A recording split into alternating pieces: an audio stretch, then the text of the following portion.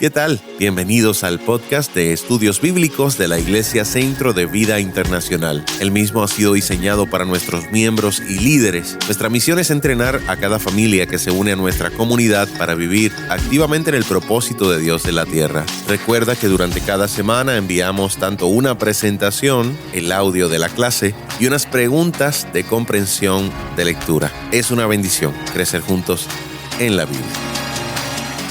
El Espíritu de Dios es dinámico y como es dinámico también va produciendo cambios en nosotros.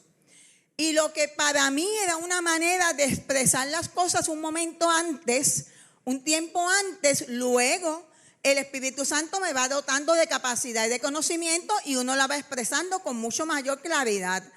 Y yo pienso que el apóstol Pedro específicamente evolucionó mucho en ese proceso. Nosotros encontramos un Pedro en los evangelios que no es el mismo Pedro en los hechos. ¿Ok? El domingo vamos a estar hablando de eso en el mensaje, pero es importante que entendamos que el Espíritu de Dios es dinámico y obra con dinamismo sobre nuestras vidas. Y va produciendo cambios en nosotros, incluso hasta en la manera de nosotros hablar. Y yo se lo puedo decir por experiencia personal. Así que es bien importante que nosotros entendamos eso. Entonces, ¿por qué discutimos las dos epístolas a la vez? Porque ellas tienen una temática en común. ¿Y la temática cuál es? Vamos a ver. Los falsos maestros, falsos profetas que están dentro de la iglesia. No es los que vienen de afuera, porque el que viene de afuera es muy fácil de distinguir. Pero el que se cuela dentro de nosotros, ese es el que es más complicado, ¿verdad? Porque ahí entonces tenemos que usar lo que se llama el discernimiento espiritual para poderlo distinguir. Ahora, yo les pedí a ustedes que me buscaran en el slide de similitudes, se le dio a ustedes una tablita. Y en esa tablita se le dieron unas citas. Y esas citas lo que tratan es que ustedes puedan ver la manera en que ellos hablaban o se expresaban sobre los falsos maestros que estaban dentro de la iglesia. Ahora, a pesar de que ellos se expresaban de cierta manera, ellos utilizaban unas metáforas o unas comparaciones o unos sustantivos, como ustedes los quieran llamar, o les daban unos nombres a esos falsos profetas, y yo quería que ustedes los identificaran para que ustedes vean la manera tan seria en cómo ellos identificaban a los falsos maestros. Ellos no le pasaban la mano a los falsos maestros, ellos los llamaban de 20,000 cosas. Y hay una cita que no está ahí, que la voy a compartir con ustedes para que ustedes vean cuán severo fue Pedro con los falsos maestros. Y eso tiene un sentido y eso tiene una razón de ser. Eso no significa que nosotros nos vamos a poner en el punto de estar utilizando, ¿verdad?, estos mismos conceptos para ofender al hermano que podamos observar que está cayendo en este tipo de, ¿verdad?, de conducta o en este tipo de dogma o de doctrina, pero sí para que nos alertemos y entendamos que no podemos ser muy blandos con el hecho de permitir que en medio de nuestra congregación se levanten cosas que no son, como si fueran. Esas cosas hay que llamarlas por su nombre, hay que hacer el debido proceso con los líderes de la iglesia, pero es importante identificarlas, ¿ok?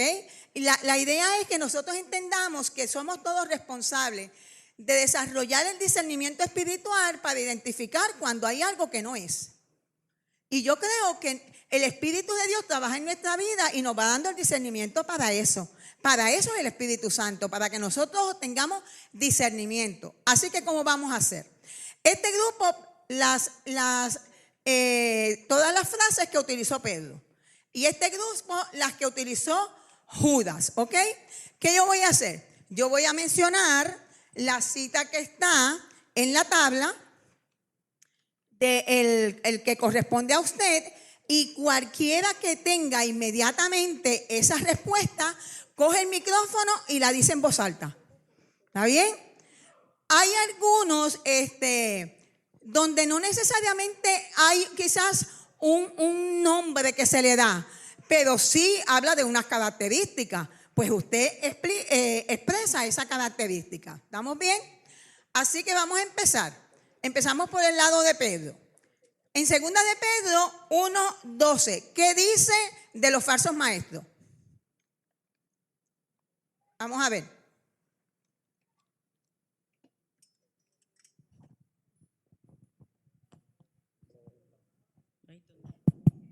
Esa cita dice: por eso les seguiré recordando siempre todo esto, aun cuando ya lo saben y permanecen firmes en la verdad que les han enseñado. ¿Qué está ahí diciendo Pedro en términos de nosotros para enfrentar al falso maestro? ¿Qué nos manda a hacer? Vamos a ver. ¿Perdón?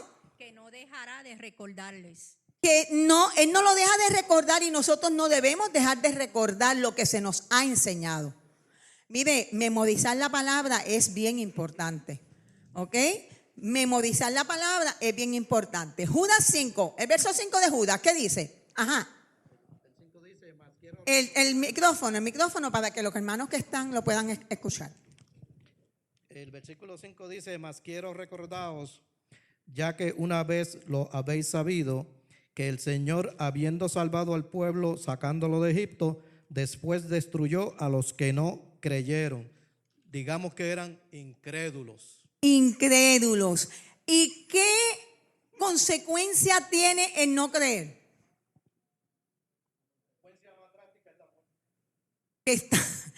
En ese tiempo Dios era severo. Los destruyó. ¿Por qué los destruyó? Porque Dios era muy celoso con su pueblo y no quería que el pueblo se contaminara, como les dije la semana pasada. El problema de las falsas doctrinas es que corren rápido y contaminan a los demás. Por lo tanto, usted y yo tenemos que cultivar nuestra doctrina y nuestros principios claros y tal como están en la palabra. Ok, vamos a 2 de Pedro 2:4. Recuerde siempre el micrófono. 2 de Pedro 2:4. ¿Qué dice? Vamos a ver. Dice así: porque si no perdonó Dios a los ángeles que pecaron, mas antes, habiéndoles desempeñado en el infierno con cadenas de oscuridad, los entregó para ser reservados a juicio. O sea, que iban a ser castigados. Exacto. Si Dios no perdonó a los ángeles que se rebelaron, ¿qué va a pasar? Que no nos va a perdonar a nosotros tampoco. Que el falso maestro o el falso profeta que no se arrepienta igualmente no recibirá perdón. ¿Ok? Y nosotros como iglesia tenemos que tener el cuidado de no hacerle la camita. ¿Ok? Judas, ¿qué dice Judas en el verso 6? Y los ángeles que no guardaron su dignidad, sino que abandonaron su propia morada, los ha guardado bajo oscuridad, en prisiones eternas para el juicio del gran día. Wow. Perdieron su lugar en el reino celestial. De la misma manera, nosotros podemos perder nuestro lugar en el reino celestial si dejamos que las falsas doctrinas se nos introduzcan. Eso es bien importante. Así que tenemos que ser bien celosos. ¿Qué ustedes observan entre los dos escritores? Hay similitud en la manera en que ellos están proyectando el mensaje contra los falsos maestros. Y eso tiene una razón de ser. Se dice, no se sabe realmente a ciencia cierta cuál de las dos epístolas fue escrita primero. Pero se dice que uno, ya sea Pedro o Judas, utilizó de referencia al otro. ¿Ok? Así que lo que quiso el segundo escritor, ¿verdad? El que estuvo después de la primera epístola que se haya escrito con estos conceptos, es que utilizó como referencia cosas que ya habían escrito a la iglesia. Estaba dándole un repaso de lo que eran los falsos maestros dentro de la iglesia. José, acomódate en este grupo para que tengamos una fuerza masculina aquí. Ok, está bien. Vamos entonces. Segunda de Pedro 10:12. Recuerden usar el micrófono, por favor. Ajá, que Claribel. Mayormente aquellos que siguiendo la carne andan con concupiscencia e inmundicia y desprecian el señorío. Atrevidos y contumaces, no temen decir mal de las potestades superiores, mientras que los ángeles, que son mayores en fuerza y en potencia, no pronuncian juicio de maldición contra ellas delante del Señor. Pero estos, hablando mal de cosas que no entienden, como animales irracionales, nacidos para presa y destrucción, perecerán en su propia perdición. Ok, díganme cuántas palabras claves están dichas contra esos falsos maestros ahí. Vamos a ver. ¿Son qué? Contumaces. Son atrevidos y tercos. No tienen un sentido de lo que es el respeto a la autoridad celestial y terrenal. A rayo. Son como animales. Ajá, lo que les... El micrófono.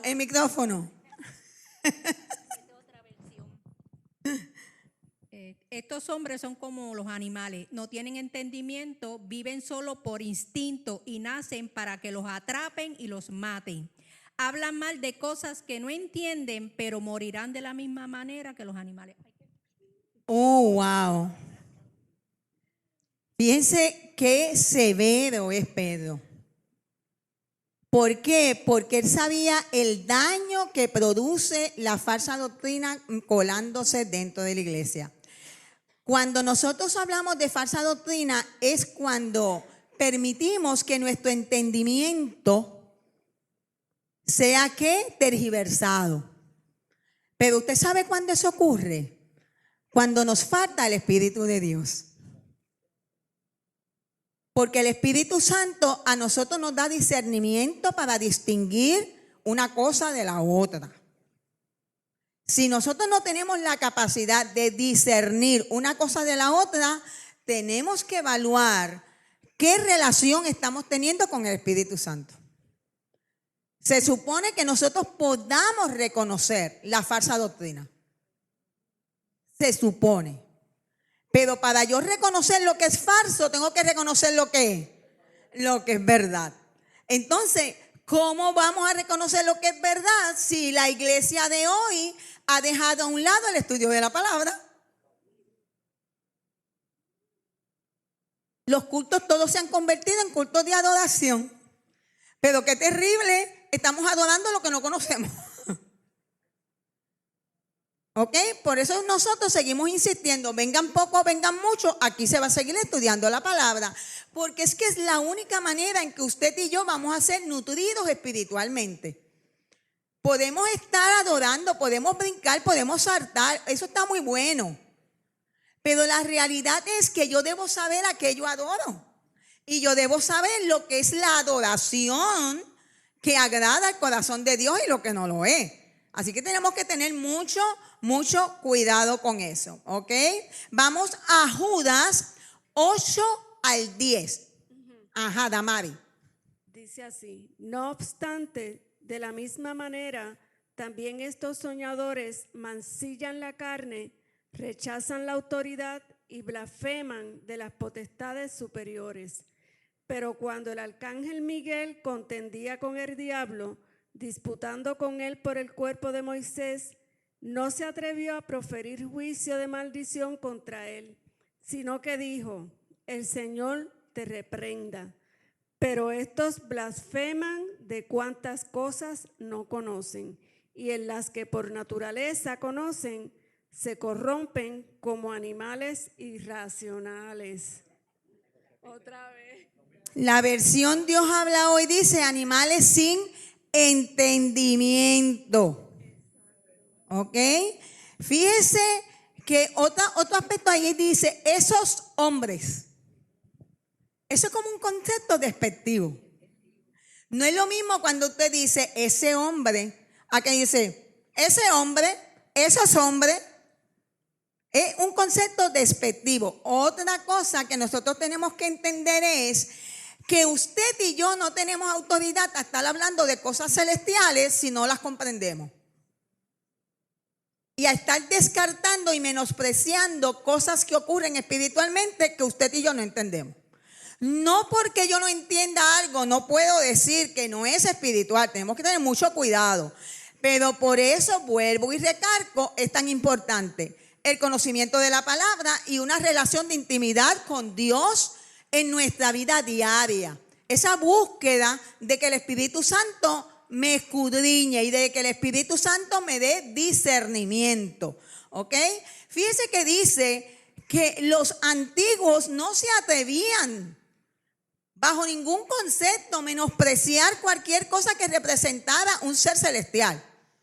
Se le tenía respeto a todo lo que representaba el reino de Dios.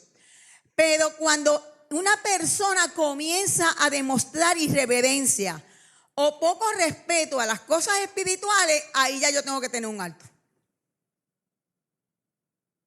¿Ok? Y les voy a decir algo.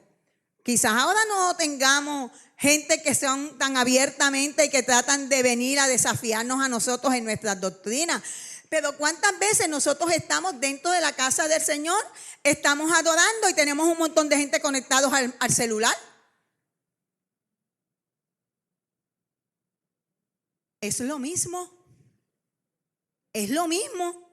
Estoy menospreciando lo espiritual por estar metido cogiendo cuantas sandeces hay en las redes sociales. Tenemos que tener cuidado porque estamos menospreciando lo celestial por lo terrenal. Y eso es irreverencia. Así que eso nos va hablando de dónde está el corazón de esa persona. ¿Y qué nos toca? ¿Ponernos a criticarlo y chavarle la existencia? Vamos a ponernos a orar para levantarnos contra todo eso. Vamos incluso a decirle al pastor, pastor, está pasando esto, para que uno le pueda dar seguimiento y trabajar con la situación. Pero ¿qué hacemos muchas veces? La apatía nos lleva a que, ese es el problema de él. Después que yo me goce el culto, chave él o que se chave ella, ya ellos. No, es nuestra responsabilidad, porque a lo mejor usted es un brazo y él es otro. Y nos estamos quedando tucos y no nos estamos dando cuenta. Tenemos que aprender a vernos con un amor que nos ayude a sentir responsabilidad por el hermano que estamos viendo que se está torciendo en el camino. Y se puede torcer tanto uno que está en la silla como uno que está en el altar. ¿Ok? Y por eso es importante conocer la palabra y vuelvo y digo. Isaí, ¿tú ibas a comentar algo?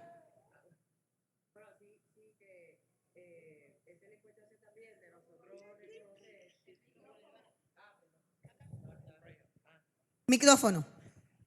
Ok, que esa es la importancia de nosotros también reconocer nuestra vulnerabilidad ante el pecado. Y que la Biblia nos enseña que el que esté firme tiene que velar que no caiga. Ajá. Nosotros no somos inmunes y el hecho de que veamos que alguien caiga o esté lejos o esté distante no nos exime de la responsabilidad de preocuparnos y ocuparnos de acercarnos y hacer lo que tengamos que hacer con amor, misericordia, sabiendo que nosotros podríamos también estar ahí en algún momento y que nosotros pues también nos tenemos que cuidar todo el tiempo porque podríamos caer, somos pecadores anónimos como los alcohólicos. Eso es así. Todo el tiempo estamos en la expectativa de poder caer también. Y acuérdese que cuando usted está amando al Señor y cuando usted está decidido servir a Dios, usted está en la mirilla del enemigo. Es como si él estuviera ahí. Bueno, la Biblia dice que el enemigo está como león rugiente buscando a quien devorar.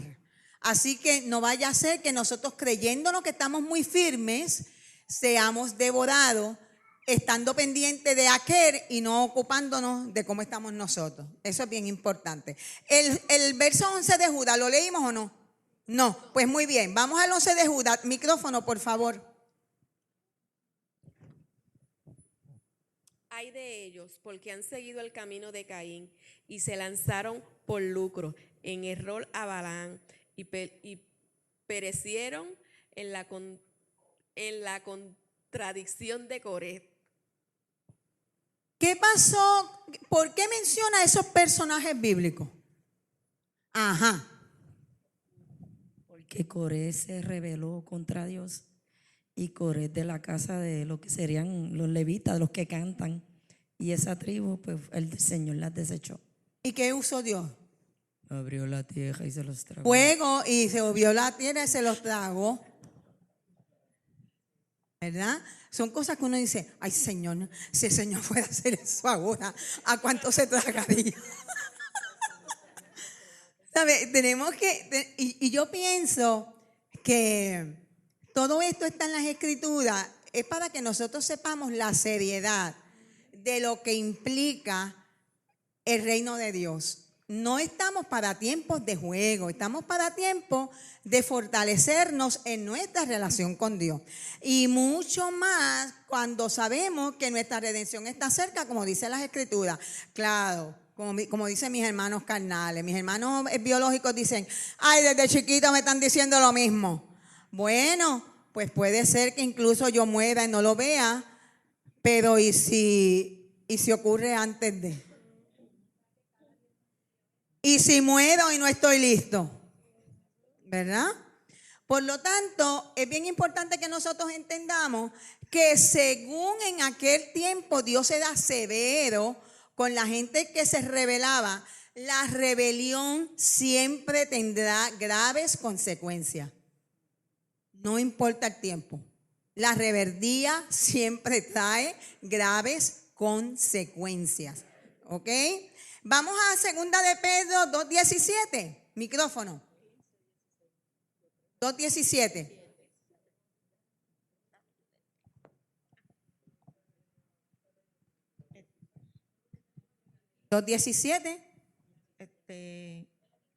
Estos son fuentes sin agua. Perdón.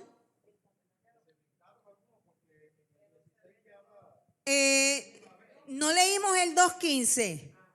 2:15-16, no. Pues vamos a leer ese. Ok, pues muy bien. Lee ese. Han dejado el camino recto y se han extraviado según el camino de Balaam, hijo de Beor, el cual amó el premio de la maldad y fue reprendido por su iniquidad, pues una muda bestia de carga, hablando con voz de hombre, que frenó la locura del profeta. ¿Qué pasó con Balaam? ¿Qué pasó con Balaam? Vamos a ver, Aida, ¿qué pasó? Balaam pues se dejó impresionar por lo que le decía al otro, cuando aún Dios le decía que no hablara en contra del pueblo de Israel, él fue en contra. De lo que Dios le dijo. Ajá, él hizo lo que en su propio criterio, pues yo voy a hacer lo que a mí me plazca. ¿Y qué le pasó camino? Que el camino, la burra se trancó y él le daba a la burra, al asno, lo que sea. ¿Y qué le hizo? Mira, ahí está el ángel de Dios. Y cuando le habló, se dio cuenta del error que había cometido. ¿Y de qué es símbolo la burra? ¿De qué es símbolo la burra en este tiempo? ¿Perdón? De que nosotros estamos más dispuestos a ir a oír las voces contrarias a Dios que las voces que afirman la palabra de Dios. Yo les decía a ustedes la semana pasada que es increíble ver cómo en la radio y en la televisión cristiana cuánta tontería y cuántas sandeces a veces uno oye y uno dice, Dios mío, pero ese tiempo, ¿por qué no lo aprovechan para impartir la palabra, para hablar algo que edifique, hablar algo que nutra, hablar algo para que la gente crezca en el Señor, en la fe? Pero cuando usted hace eso, no le escucha a mucha gente. La gente prefiere escuchar la tontería, el shijishijá, el empoderamiento, la motivación, el que ay, pobrecito de ti, el Señor te va a prosperar. Como si la prosperidad viniera solamente porque yo la proclamo y no requiere, como dice la palabra, una vida recta. Pues Dios quiere que nosotros seamos prósperos. Pero todas las promesas de Dios son condicionadas. Lo único que no es condicionado es la salvación. Él no la dio gratuita, ninguno la merecemos y no la dio gratuita. Lo demás, siempre el Señor dice, pero tú haz, pero tú obedeces, pero tú cumple los mandamientos. Siempre hay una demanda de Dios, porque es que Dios quiere que usted y yo seamos una sociedad diferente en medio de una sociedad corrupta. Pero ¿qué está pasando? Lo mismo, estamos escuchando a la mula. En vez de escuchar los siervos de Dios, nos encanta escuchar las mulas. Y las mulas llenan los lugares, las mulas llenan los templos. Suena terrible, pero es la verdad. Así que es importante que tengamos ese cuidado. Aida. Voy a hacer un comentario, ¿verdad?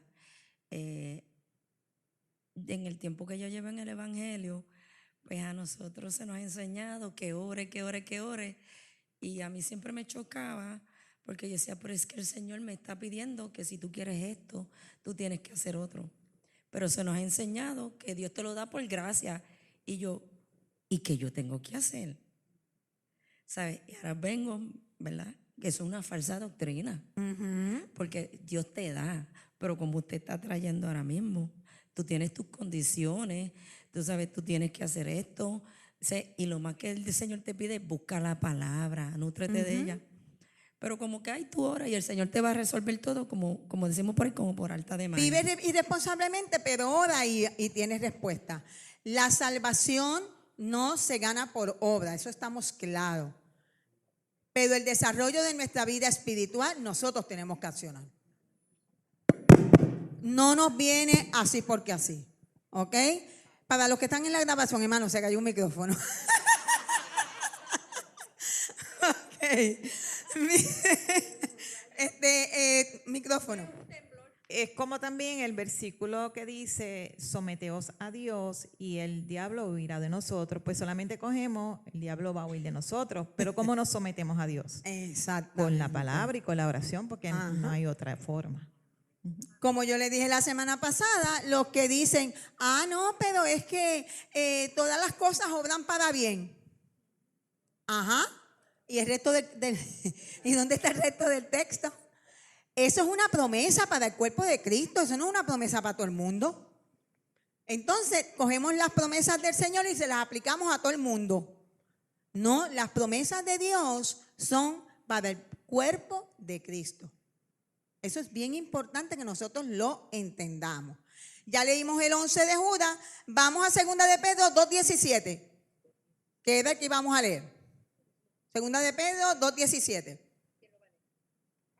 Ana. ¿O estás ronca? ¿No puedes hablar? No, Ok. Yo no leo. Ok, como puedas, si no se lo pasas a otro. Estos son fuentes sin agua y nubes empujadas por la tormenta, para los cuales la mala densa oscuridad está reservada para siempre. ¿Con qué los compara? Exacto. En una versión dice son como pozos sin agua. En otra versión dice son como fuentes sin agua. ¿Para qué usted quiere un pozo sin agua? Para nada, exacto. ¿Qué hace un pozo sin agua? ¿A quién le sacia la sed? A nadie. A nadie. Por eso es que Cristo decía que le da el agua ¿de qué? De vida. ¿Que salta para qué? Para vida eterna. Las falsas doctrinas nunca sacian a nadie. ¿Usted sabe lo que pasa? Que de una falsa doctrina pasan a otra. Y se siguen enredando en su propia telaraña. Y eso es bien terrible. Ver una persona enredada en la falsa doctrina es terrible. A mí me ha dado mucha tristeza ver gente que yo amé en algunas iglesias, gente que eran gente de Dios, que amaron al Señor, se descuidaron y comenzaron a ir de aquí a allí para el otro lado, terminaron con los Jesus Only, terminaron con el David Soto de Calley, terminaron, y uno dice, Dios mío, gente buena. Pero cuando nosotros nos ponemos a buscar agua en el pozo que no nos corresponde, ¿qué nos va a pasar? Nos vamos a contaminar, ¿ok? Porque si hay agua, va a ser agua contaminada. ¿Qué otra palabra dice? Vamos a ver. ¿Son como qué?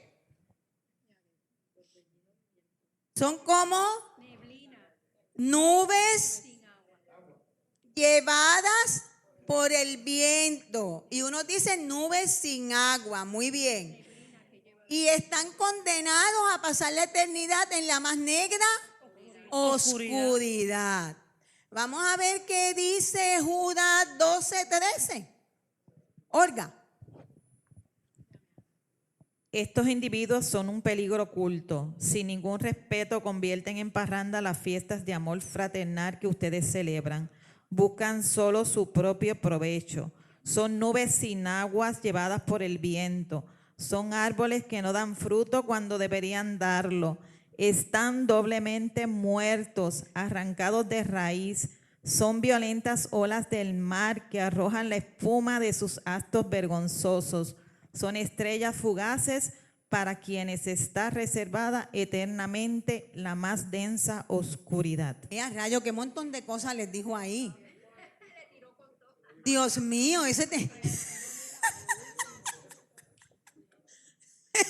Judas ahí le dio duro. Pero fíjese que es bien parecido a lo que Pedro dijo. Ahora yo les voy a leer la versión Dios habla hoy. Dice así: son una vergüenza en las fiestas de amor fraternal que ustedes celebran, en las que ellos comen y beben alegremente sin mostrar ningún respeto. Cuando el pueblo de la iglesia primitiva se reunía a comer juntos, era una acción de amor y mutuo servicio. Era para bendecirse mutuamente. Yo pienso que eso se parece, bueno, cuando yo era chiquita, yo estaba en una iglesia que mi papá pastoreaba y siempre había gente que en nuestras actividades y en las fiestas de Navidad, que en ese tiempo hasta se asaba el lechón frente a la iglesia y se hacía todo ese tipo de cosas. De hecho, hacían unas actividades espectaculares. Siempre recuerdo que iba una familia que muy pocas veces en el año iba a la iglesia, pero ese día llegaban con la fiambrera. Y muchas veces hermanos de la congregación se quedaban sin comer porque ellos comían y después querían llevarse para la casa y antes de que todos comieran ya ellos tenían su fiambrera llena. Hasta que un día mi papá dijo, se acabó el relajito. Y entonces comenzó a hacer las cosas por turno. Y adrede les dejaba el último turno para que aprendieran la lección. Y los fue educando poco a poco, a que llegó el momento en que incluso comenzaron a asistir a la iglesia, comenzaron a integrarse y aprendieron a ser más educados. Pues mire, en esa fiesta ellos iban como si fuera una fiesta de placer puro, solamente a saciar su necesidad. No iban a compartir el ágape, la muestra de amor con nadie. ¿Qué amor y amor? Yo lo que voy es a disfrutarme lo que hay y se acabó, y el que quiera que coma y el que no, no me importa. Esa no debe ser la actitud de un verdadero creyente cuando nosotros nos reunimos como iglesia. La actitud de un verdadero creyente cuando nos reunimos como iglesia es: yo voy a disfrutar la actividad, pero yo voy a dejar que otros la disfruten también. Yo voy a permitir que yo como, yo voy a permitir que mi hermano coma. Es una vida de conciencia de que somos comunidad, de que somos hermanos. Y que si yo hago sentir mal a un hermano, se supone que me estoy sintiendo mal yo misma porque soy parte del cuerpo. ¿Ok? Es echar a un lado los sentimientos egoístas. Pero recuerde que estamos hablando de falsos maestros. Lo único que los va a mover es su propia necesidad. ¿Ok? Vamos a ver qué dice Judas 12-13. ¿Esa la leímos o no? Ok. Vamos a ver. Pedro.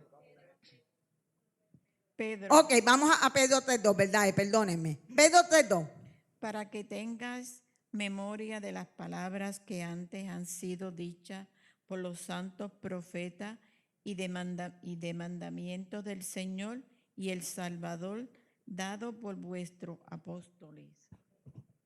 Eso es como una conclusión.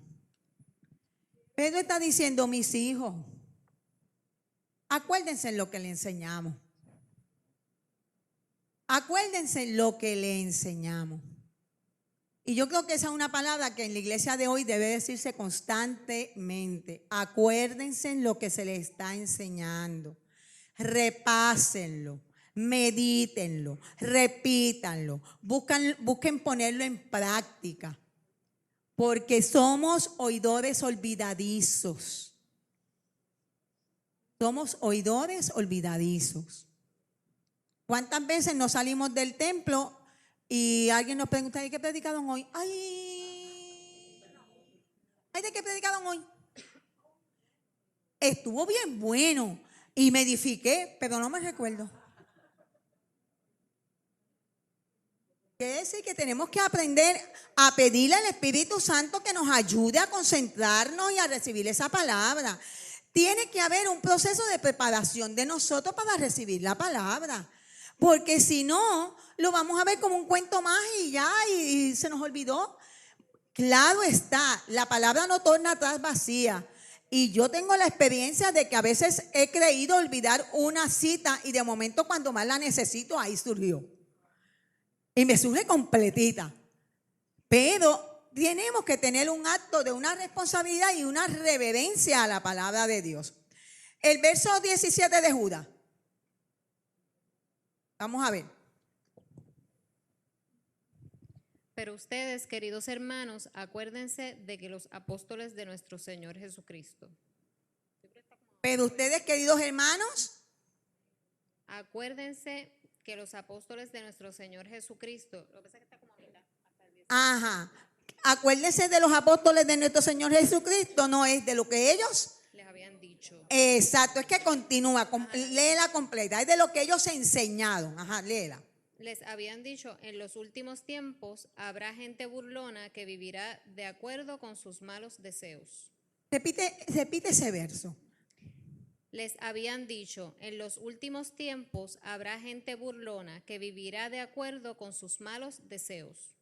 Gente burlona que vivirá de acuerdo con sus malos deseos. ¿Cuánta burla no estamos viendo nosotros hoy día? ¿Cuánta burla? Y le voy a decir algo, y a veces nosotros mismos somos los causantes de la burla al evangelio. Usted se mete en las redes sociales y cuántos hermanos no están en la iglesia, en vez de estar pendientes, están grabando a fulano de tal o a fulana de tal en vez de estar pendientes del servicio. Y después vienen y lo postean en las redes sociales. Postean cosas que la gente no entiende. Y usted ve la ráfaga de comentarios donde hay burla, donde se menosprecia la manifestación del Espíritu Santo, donde se ridiculiza al que predica. Pero ¿qué hace un cristiano poniendo un supuesto contenido que lo que hace es destruir a su propia iglesia? Pues eso me dice que está ahí, pero no es. Está ahí, pero no es. El creyente que se respeta a sí mismo y que respeta la obra de Dios y que tiene reverencia, permite que lo que ocurre dentro de la casa de Dios se quede dentro de la casa de Dios, porque los que estamos aquí lo podemos entender. Pero el que está allá afuera no entiende muchas cosas. Entonces, ¿qué es lo que pasa? Que nosotros mismos provocamos la burla. Aparte de que hay mucho desorden también. Pero si yo me estoy dando cuenta que en mi iglesia hay desorden, ¿qué hago ahí? Me muevo a un lugar donde haya orden de acuerdo a las escrituras. Pero no me voy a poner a postear para que el evangelio sea vituperado. Así que tengamos mucho cuidado. Nosotros somos responsables de lo que ocurre en este mundo con relación al mensaje de la palabra en muchas ocasiones. Yo tengo un hermano que está completamente rebelde contra la obra del Señor, completamente rebelde. Y es una burla constante al evangelio, constante. Yo lo sigo amando, pero yo decidí que no voy a estar en ningún chat con él, punto. Punto. Porque yo no tengo por qué tolerar la burla hacia lo que yo creo. Y como no hay manera de hacerlo entender, pues muy bien. Quédense ustedes ahí si quieren, pero yo me salgo. Porque fíjense que vamos a tocar ahorita lo que es contender por nuestra fe. Y vamos a poder definir esa palabra correctamente para que no entendamos incorrectamente, ¿ok? Pero llegó el momento en que usted y yo tenemos que tener la disposición de hacer defensa de lo que creemos. No podemos estar dejando la cosa por ahí a que todo el mundo diga lo que sea, y no es que usted se va a poner a discutir con la gente, pero hay maneras en que usted y yo podemos defender nuestra fe, ¿ok? Y podemos poner las cosas claras. ¿Para qué? Para que se respete lo que nosotros creemos. Porque cuánta tolerancia no se está exigiendo de la iglesia, pero los que piden tolerancia son los menos tolerantes. ¿Ok? Entonces nosotros tenemos que aprender a defender nuestra fe sin caer en este tipo de cosas que lo que provoca es división y discusión. Ok, vamos entonces al siguiente slide. Los temas principales de Segunda de Pedro y Judas son la certeza de tu llamado, la certeza de la verdad de Dios, la certeza del fruto malo de la falsa enseñanza. Fruto malo de la falsa enseñanza.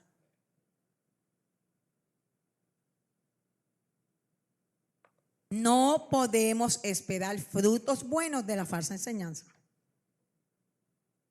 Y por algo la palabra dice, por sus frutos los conoceréis. ¿Ok? La certeza del juicio de Dios.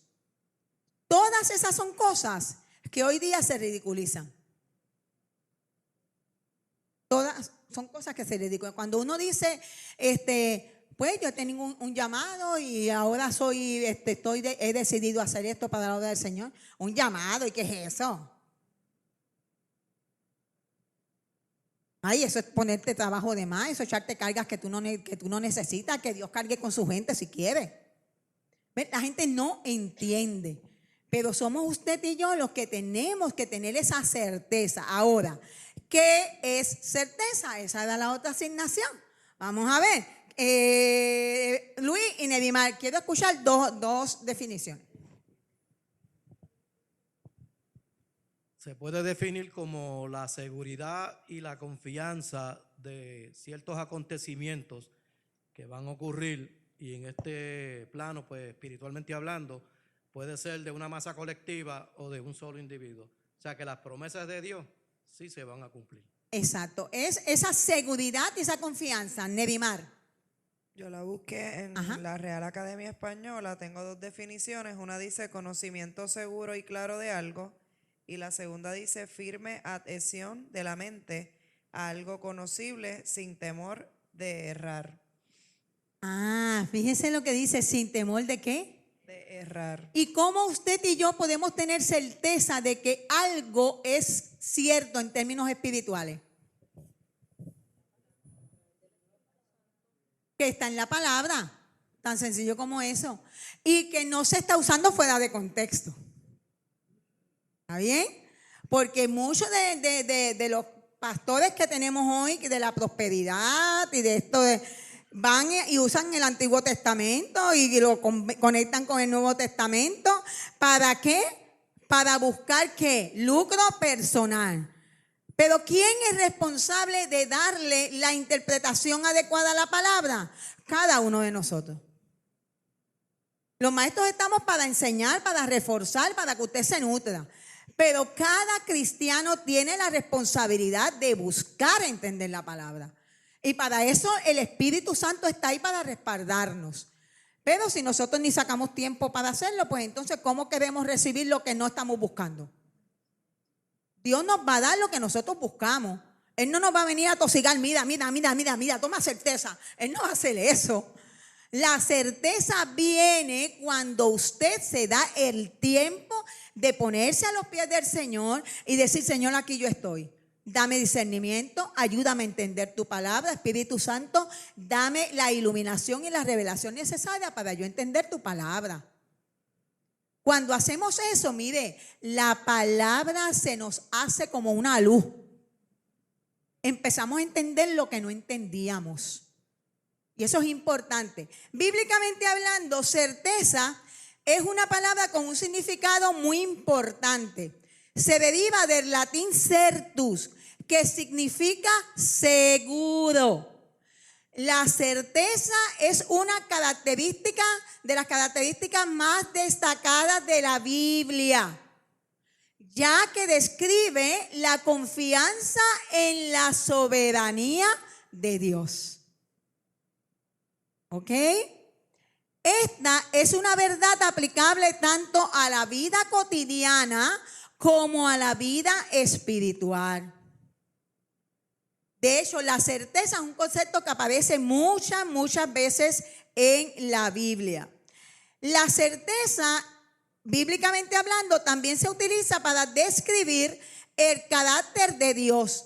Romanos 33:4 dice, pues que si alguno de ellos han sido incrédulos, su incredulidad invalidará la fidelidad de Dios de ninguna manera. Al contrario, sea Dios veraz, aunque todos los hombres sean mentirosos, como está escrito, para que seas justificado en tu palabra y salgas vencedor cuando seas juzgado. Esto nos recuerda que Dios es soberano, que Dios es fiel, aun cuando los seres humanos no lo son. Y esta es una verdad que usted y yo tenemos que aceptar con certeza. Pero ¿cuántas veces vemos creyentes titubeando ante gente que le está inquiriendo sobre su fe?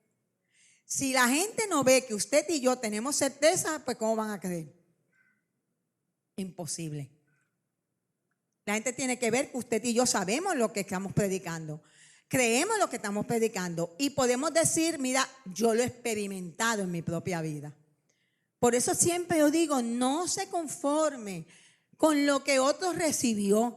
No se conforme con que el culto de hoy estuvo espectacular, estuvo maravilloso. Salga de aquí. ¿Cómo yo hago que todo eso que ocurrió en el culto se haga una práctica en mi vida diaria? Entonces los demás verán y sentirán curiosidad. Pero si estamos nosotros mismos ambivalentes, la gente entonces ve a una iglesia débil. La iglesia no es para ser débil. La iglesia está para que el nombre de Dios sea exaltado a través de ella. ¿Ok? Así que eso es bien importante. Vamos a coger el tema de la certeza de tu llamado.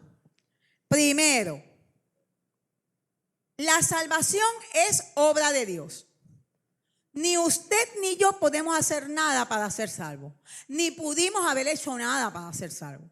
Lo único que usted y yo hicimos para ser salvos fue tomar la decisión de aceptar a Cristo como Salvador personal. El resto fue un regalo de Dios por su misericordia y por su gracia. ¿Qué pasaba con los falsos maestros? ¿Que por qué decía ahorita que mancillaban el cuerpo?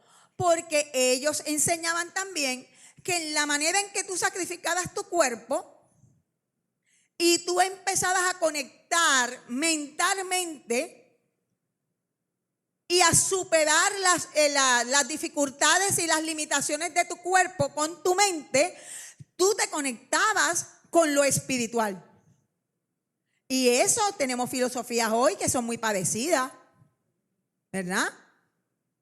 Cuando se nos habla de la meditación, que no es la meditación en la palabra que conocemos nosotros, que es la meditación que nos pone a pensar y a nublar nuestra mente y a quitar y dejar despejada nuestra mente para concentrarnos de tal manera que nosotros podamos extrapolar física y mentalmente. ¿Ok? Así que nosotros tenemos que tener cuidado Tenemos que tener cuidado, les voy a decir algo. Ya yo he visto iglesias que están haciendo grupos de yoga. Y yo le voy a decir algo, yo no tengo ningún problema con el ejercicio de pilates, que si usted se pone así, así, asá, y usted tira el cuerpo para un lado y para el otro y se estira y después le duelen todos los huesos. Eso no, yo no tengo problema con el ejercicio. El problema es dónde está nuestra mente. ¿Ok? ¿Dónde está nuestra mente? ¿A qué yo le estoy dando oportunidad a entrar en mi pensamiento? Y ahí está el problema de cuando la nueva era se ha ido introduciendo a la iglesia. ¿Ok? Mire, hemos llegado a un punto en que ya todo es admisible.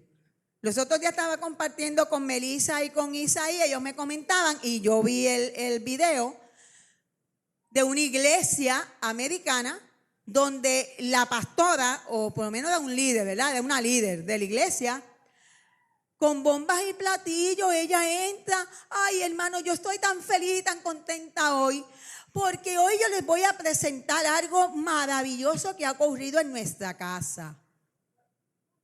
Y lo maravilloso que había ocurrido en su casa era que un niño como de 6 años, ¿verdad? Decía ser nena.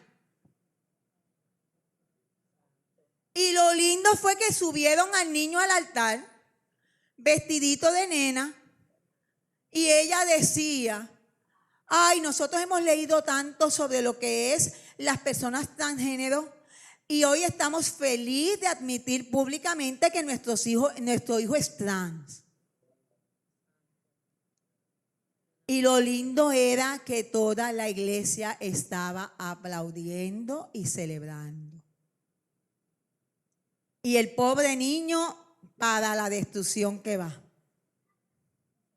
Porque está probado, y póngase a escuchar los testimonios del montón de gente que los cogieron de pequeño, se les tergiversó la vida, cuando llegaron adolescentes dijeron, ¿qué yo hice?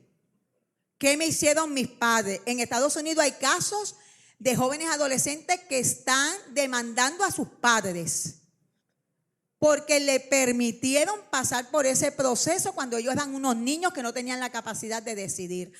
Pero las iglesias le estamos abriendo la puerta.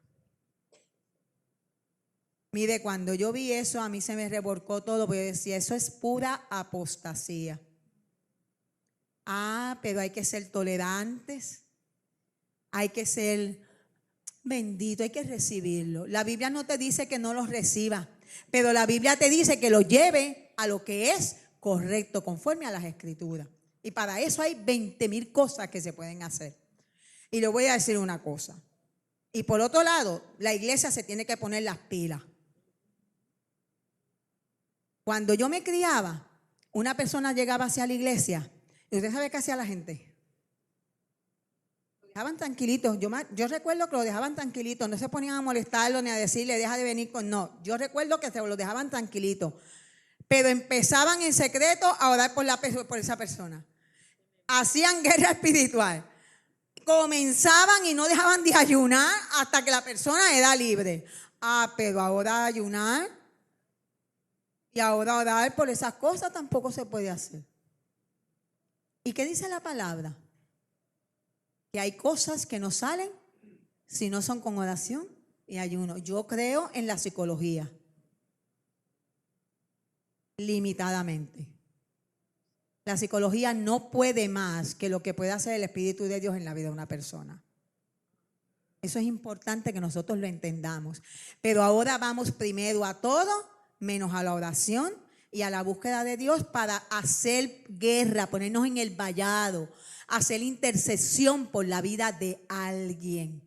Y somos todos responsables de interceder por nuestros hermanos. Pero a veces es más fácil hablar que ponernos en la responsabilidad de que somos cuerpo y que como cuerpo, cuando alguien está dolido, todos tenemos que sentirlo. ¿Ok? Asegúrate de tu llamado y de tu elección. ¿Qué tú elegiste? ¿Cuándo tú elegiste a Jesús? Cuando tú elegiste a Jesús, ¿qué seguridad tú tienes de lo que hiciste?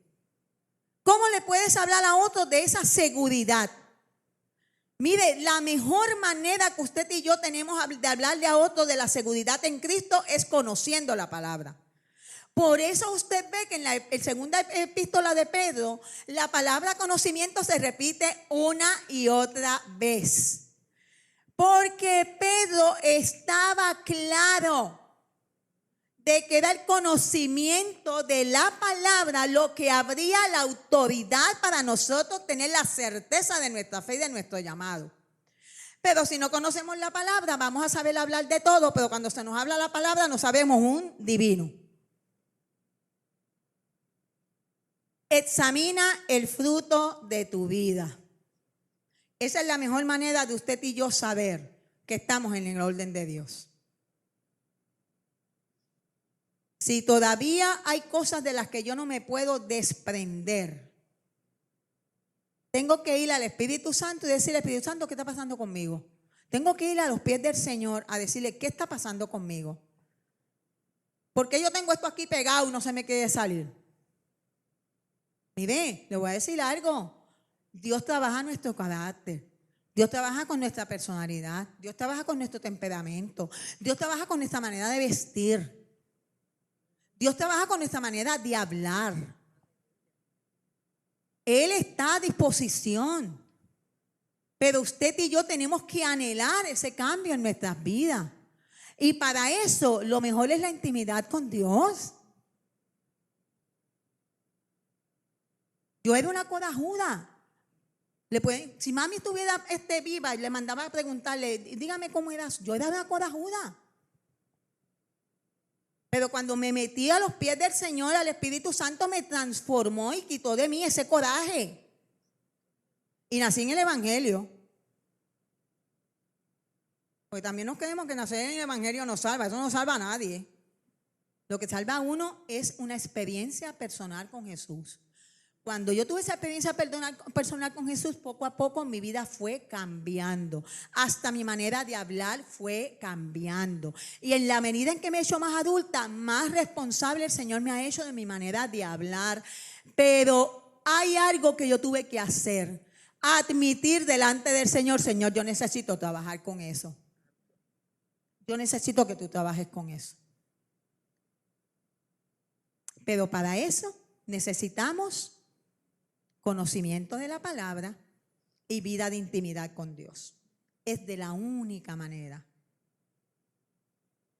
Pero leemos de todo, no queremos leer la palabra. Hablamos de todo, hasta del vecino, de la madre de los tomates, pero no queremos hablar de las cosas de Dios. Entonces, nos vamos corrompiendo nosotros mismos estando dentro del cuerpo de Cristo.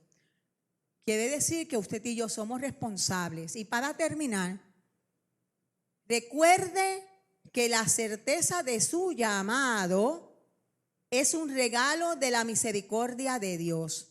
Usted fue llamado, usted fue separado, usted y yo fuimos escogidos por la misericordia de Dios, no porque usted hizo nada.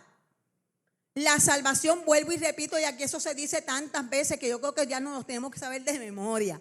La salvación es un acto de gracia, pero el crecimiento espiritual es un proceso de responsabilidad personal de nosotros con nuestra relación con Dios.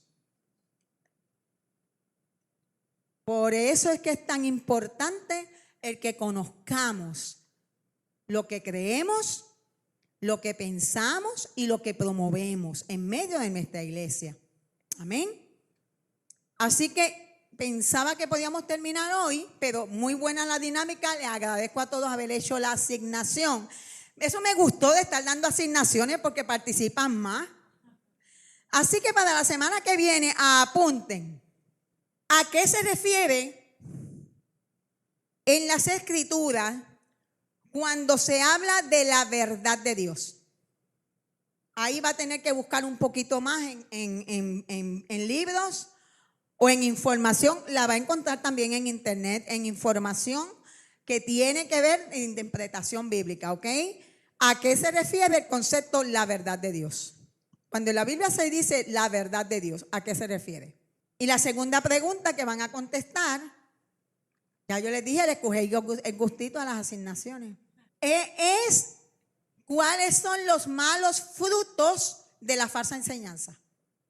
¿Cuáles son los malos frutos de la falsa enseñanza según lo enseñan Judas y Segunda de Pedro?